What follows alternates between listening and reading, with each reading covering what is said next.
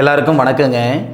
இந்த பதிவில் நம்ம பார்க்கக்கூடியது சனி பகவான் வக்ரமடையக்கூடிய காலகட்டத்தில் மகர ராசியில் பிறந்த நண்பர்களுடைய வாழ்க்கையிலையும் வாழ்வாதாரத்திலையும் இந்த பிரபஞ்சம் எந்த மாதிரியான மாற்றங்களை தரப்போகுதுன்றது பற்றி தானுங்க ஆதாரபூர்வமாக வேதகால முறையில் துல்லியமாக இந்த பதிவில் நம்ம பார்க்க போகிறோம்.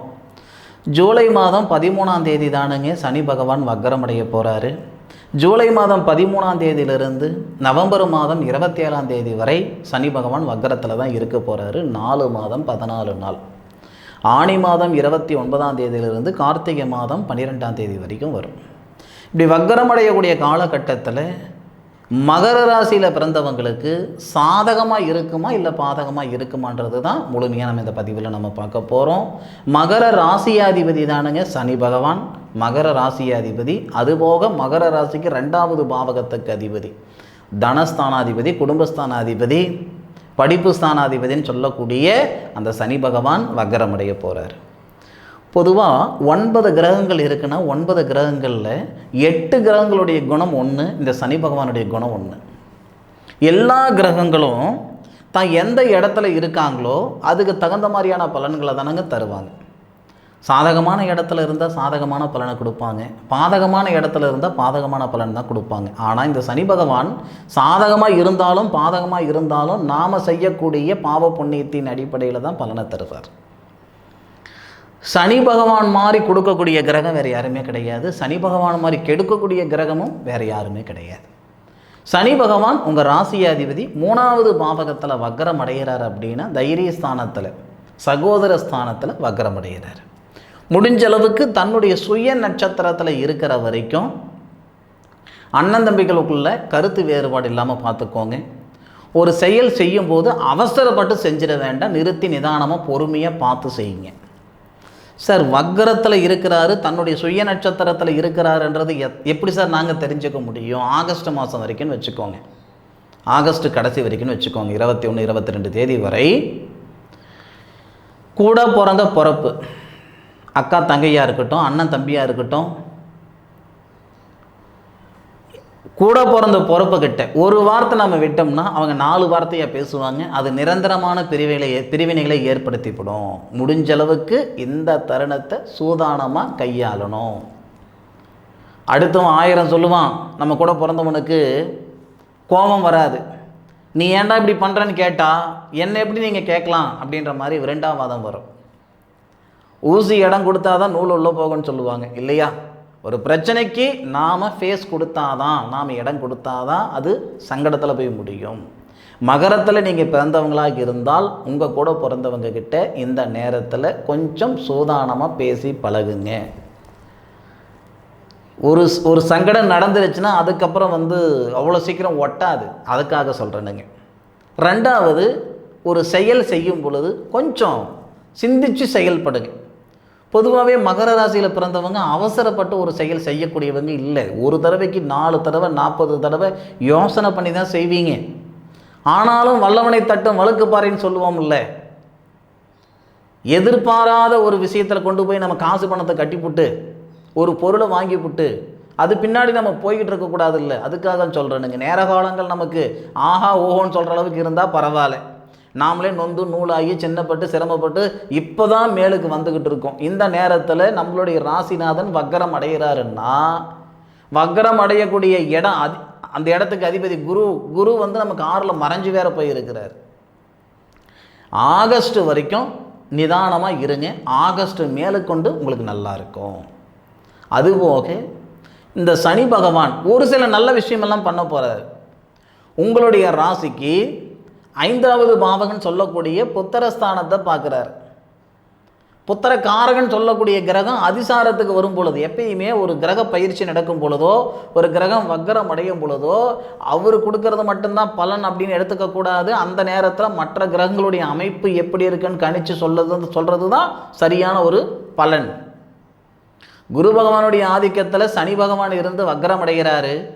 உங்களுடைய ராசிக்கு 5வது பாவகத்தை புத்திரஸ்தானத்தை பார்க்கக்கூடிய நேரத்தில் புத்திரகாரகன் அப்படின்னு சொல்லக்கூடிய குரு இல்லை புத்திரஸ்தானாதிபதினு சொல்லக்கூடிய சுக்கிரன் உங்களுடைய ராசியை பார்ப்பாங்க.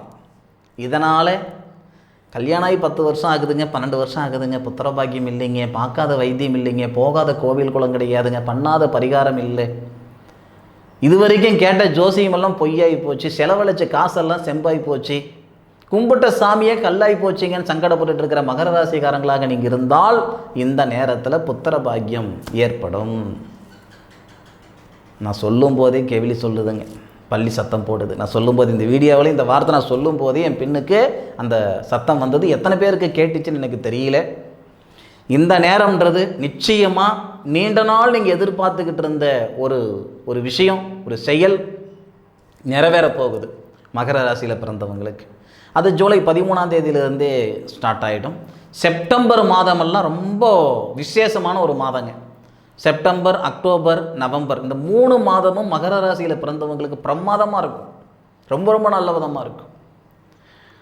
அதாவதுங்க மகர ராசியில் பிறந்தவங்களை நம்மளை ஒருத்தர் வந்து கையை பிடிச்சி கூட்டிகிட்டு போகணும் அப்படின்னு யாரும் நினைக்க மாட்டாங்க. இதுதான் பாதை அப்படின்ட்டு ஒருத்தர் காட்டினா போதும், அந்த பாதையில் நான் போயிடுவேனுங்க, ஏன் உழைப்புக்கு தகுந்த உயர்வு வந்தால் எனக்கு போதுமானதுங்க நினைக்கக்கூடியவங்க தான் இந்த மகர ராசியில் பிறந்தவங்க. அப்படி மகர ராசிக்காரங்களுக்கு இந்த நேரம் சாதகமாக இருக்கும். புத்திரபாகியத்தில் இருக்கிற தடைகள் மட்டும் இல்லை, பூர்வீகத்தில் இருக்கிற சங்கடங்களும் சரியாக போகுது. பாகப்பிரிவினை செஞ்சுக்கிட முடியலைங்க, இல்லை என் பூர்வீக சொத்தில் வழக்கு இருக்குதுங்க, இந்த மாதிரி சங்கடங்கள் எல்லாமே இந்த சனி பகவான் வக்கரமடையக்கூடிய காலகட்டத்தில் தவிடுபடியாயிடும். பூர்வீகத்தில் இருக்கக்கூடிய சங்கடங்கள் சூரியனை கண்ட பனித்துளி போல விலகும். அதுபோக உங்களுடைய ராசிக்கு 9வது பாவகன் சொல்லக்கூடிய பிதிருஸ்தானத்தையும் சனி பகவான் பார்க்கிறாரு. பிதிருஸ்தானாதிபதின்னு சொல்லக்கூடிய கிரகம் ஒருத்தர் இருக்கார்ல புதன், பிதிர்காரகன் அப்படின்னு சொல்லக்கூடிய ஒரு கிரகம் இருக்குமே சூரியன், அவங்க 2 பேரும் இணைவு புதனாதித்ய யோகமாக இருந்து உங்கள் ராசியை பார்ப்பாங்க இந்த சனி பகவான் வக்கரமடையக்கூடிய தருணத்தில். இதனாலும் முன்னோர்களுடைய அனுகிரகங்கள் கிடைக்கும், அதில் மாற்று கருத்து இல்லை. நான் ஐயப்ப கோயிலுக்கு போகிறேன், முருகர் கோவிலுக்கு போகிறேன், விநாயகர் கோவிலுக்கு போகிறேன், சந்தோஷம். ஆனாலும் உங்களுடைய முன்னோர்களை வழிபடுங்க, உங்களை உருவாக்கிய தெய்வத்தை வழிபடுங்க, சரியா? தாத்தனை வழிபடாமல் தகப்பனை வழிபடாமலாம் நிறைய பேர் இருப்பாங்க. தகப்பன் இறந்துருப்பார், தாத்தா இறந்துருப்பார், வருஷத்துக்கு ஒரு முறை கூட அவங்களுடைய சமாதிக்கு போயிட்டு வர மாட்டாங்க, அவங்களுக்கு உண்டான செயல் ஒரு சிலர் செஞ்சுருக்க மாட்டாங்க. வருஷத்தில் ஒரு முறையாவது இல்லை மாதத்துக்கு ஒரு முறை அமாவாசை ஆனால் அவங்களுக்கு உண்டான ஒரு செயல் என்னவோ அது செய்யுங்க. இதெல்லாம் நிறைவை கொடுக்கும், நிம்மதியை கொடுக்கும், சந்தோஷத்தை கொடுக்கும். முன்னோர்களுடைய அனுகிரகங்கள் மகர ராசி நண்பர்களுக்கு முழுமையாக கிடைக்கக்கூடிய நேரம் தானுங்க இந்த சனி பகவானுடைய வக்கர பயிற்சி காலகட்டத்தில். அதன் பிறகு உங்கள் ராசியாதிபதி 12வது பாவகத்தை பார்க்குறார், திடீர் அதிர்ஷ்டம் ஏற்படும். 12வது பாவகத்துக்கு அதிபதி குரு பகவான் உங்கள் ராசியை பார்ப்பார். அதிசாரத்துக்கு போகும்போது திடீர் ஐன சுகஸ்தானத்தை பார்க்குறாரு இல்லை. அப்போது இந்த திருமணத்தில் இருக்கிற தடைகள் எல்லாம் நீங்கக்கூடிய நேரமாகவும், திருமணமாகி பிரிஞ்சு போன தம்பதிகள் மீண்டும் இணையறதுக்கு உண்டான நேரமாகவும், நிரந்தரமாக பிரிஞ்சு போனவங்க மறுமணத்துக்கு முயற்சி பண்ணிட்டு இருக்கிறனுங்க அப்படின்னா மறுமணத்தில் இருக்கிற சிக்கல்களை சரிப்படுத்துறதுக்கு உண்டான நேரமாகவும் சனி பகவான் வக்கரம் அடையக்கூடிய காலகட்டம் இருக்கும், மாற்று கருத்து இல்லை. ஒரு 4 நிமிஷத்துக்கு முன்னாடி, 4 நிமிஷம் இல்லை, ஒரு 10 நிமிஷத்துக்கு முன்னாடி என்னுடைய சேனல் அந்த கமெண்ட் நான் படிக்கிறேனுங்க, எல்லா கமெண்ட்டும் படிக்கிறேனுங்க, அது ரிப்ளை பண்ணுறதுக்கான நேர காலங்கள் இருக்கிறது இல்லை. ஒரு நண்பர் சொல்லியிருந்தார், ஐயா உங்களுடைய வீடியோ ரொம்ப லென்த்தாக போகுதுங்க, கொஞ்சம் குறைச்சிக்கோங்க, உங்களுடைய வீடியோவை பார்க்கக்கூடிய நேரம் அதிகமாக இருக்குதுங்கன்ட்டு. அதனால் முடிஞ்ச அளவுக்கு ஒரு 10 நிமிஷத்தில் குறைச்சிக்கிறேனுங்க. நான் என்ன சொல்லணும்னு நினைக்கிறேனோ முழுமையாக சொல்லி போடுறேனுங்க. மகர ராசியில் பிறந்தவங்களுக்கு மகர ராசியாதிபதி சனி பகவான் வக்கரமடையக்கூடிய காலகட்டம் சாதகம் தானுங்க, பாதகமாக நினச்சிக்கிடாதீங்க, சாதகம் தானுங்க. ஒரு சில சங்கடங்கள் ஏற்படுத்த தான் செய்யும், ஆனாலும் இந்த தண்ணியை போல் ஒரு இடத்துல தண்ணியை கொட்டினோம்னா எங்கிட்டு வந்து பள்ளம் இருக்கோ அதை நோக்கி ஓடும் பாருங்க தண்ணி. அந்த மாதிரி நம்ம ஜோலி என்னவோ நம்ம பார்த்துக்கிட்டு போயிட்டே இருக்கணும். நின்று நிதானமாக யாருக்கும் பதில் சொல்லிகிட்டு இருக்கணும்னு அவசியம் இல்லை. உங்கள் ஜோலியை பாருங்கள், உங்களுடைய வேலையை பாருங்கள். இன்றைக்கி இந்த தருணத்தில் நீங்கள் விதைக்கக்கூடிய விதை தானுங்க, அதாவது உழைப்புன்ற விதை ஒரு கட்டத்தில் ஒரு குறிப்பிட்ட நாள் கழித்து மிகப்பெரிய விருட்சம் சொல்லக்கூடிய வளர்ச்சி ஏற்படும் இந்த மகர ராசியில் பிறந்தவங்களுக்கு. மனசார சொல்கிறேன், சனி பகவான் வக்கரம் அடையக்கூடிய காலகட்டம் மகர ராசியில் பிறந்தவங்களுக்கு சாதகத்தை கொடுக்கும். பாதகத்தை கொடுக்குதோ இல்லையோ சாதகத்தை கண்டிப்பாக கொடுக்கும், இதில் மாற்று கருத்து இல்லை.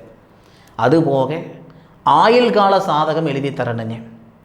நம்ம வாழ்ந்த வாழ்க்கைக்கு ஒரு அர்த்தம் இருக்கணும் அப்படின்னு நம்ம நினைப்போம் இல்லையா, அதுக்காகவே இந்த சாதகத்தை நான் எழுதி கொடுக்குறேனுங்க. ஒரு சாதக ரீதியாக வரக்கூடிய பலன்கள் முழுமையாக முன்கூட்டியே எழுதி கொடுக்குறேனுங்க. இப்போது நம்ம 2025 வருடத்தில் ஜூலை மாதத்தில் நம்ம இருக்கோம். 2026 குரு எங்கே இருப்பார், 2030 குரு பகவான் எங்கே இருப்பார், சனி பகவான் எங்கே இருப்பார், அந்த நேரத்தில் இந்த ஜாதகருக்கு எந்த மாதிரியான பலன்கள் வரும் அப்படின்றது முன்கூட்டியே எழுதி தரணுங்க. இது தசாபுத்தி பலன் சொல்லுவாங்க. தசாபுத்தி பலன் அதாவது ஒரு தசைக்குண்டான பலனும் கொடுத்துருவனுங்க, ஒரு புத்திக்குண்டான பலனும் கொடுத்துருவனுங்க. அதே மாதிரி நம்ம நட்சத்திரத்துக்கு உண்டான பலன், ராசிக்குண்டான பலன், லக்னத்துக்கு உண்டான பலன், அந்த சாதகமே பார்த்தீங்கன்னா கிட்டத்தட்ட இவ்வளோ பெருசாக இருக்கும். அடுத்த வீடியோவில் அந்த சாதக நோட்டு ஒன்று காட்டுறேனுங்க.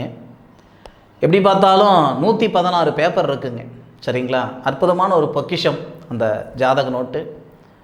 அது ரொம்ப நாளைக்கு முன்னாடி செய்து கொடுத்துட்டு இருந்தேனுங்க. இப்போ வேலை அதிகமாக இருந்ததுனால அது என்னால் செய்ய முடியல. இப்போ அதுக்கான நேரம் ஒதுக்கி ஒரு நாளைக்கு ஒரு சாதகமாவது நம்ம இது பண்ணணும் அப்படின்ட்டு ஒரு முயற்சியில் செய்துகிட்டு இருக்கிறேனுங்க. அந்த சாதகம் தேவைப்படுறவங்க பயன்படுத்திக்கோங்க. சரிங்களா, உங்களுடைய பிறந்த தேதி நேரம் மட்டும் அனுப்பி வச்சா போதுமானது. அப்பா பேர் அம்மா பேர் பிறந்த ஊர் மட்டும் அனுப்பி வச்சா போதுமானது, செய்து கொடுக்குறேனுங்க. அதுக்குண்டான காஸ்ட் என்னென்னா 1200 ரூபாய். நீங்கள் கொரியர் பண்ணணும்னா அதுக்கு நீங்கள் காஸ்ட்டு தர வேண்டாம். 1200 ரூபாய்க்கு 1000 மடங்கு அது ஒர்த்தாக இருக்கும். சரிங்களா, 5000 ரூபாய் 10,000 ரூபாய் கொடுத்தா கூட அந்த சாதக புத்தகம் கிடைக்காது. அந்த மாதிரி பயன்படுத்திக்கோங்க. சரி நண்பர்களே, மீண்டும் அடுத்த ஒரு அற்புதமான தருணத்தில் மகர ராசி நண்பர்களை சந்திக்கிற வரை உங்களிடமிருந்து விடைபெறுவது உங்கள் வீட்டு ஜோதிட நண்பனான மா காளிதாஸ் மணிகண்டன். திருச்சிற்றம்பலம். வாழ்க வையகம், வாழ்க வளமுடன்.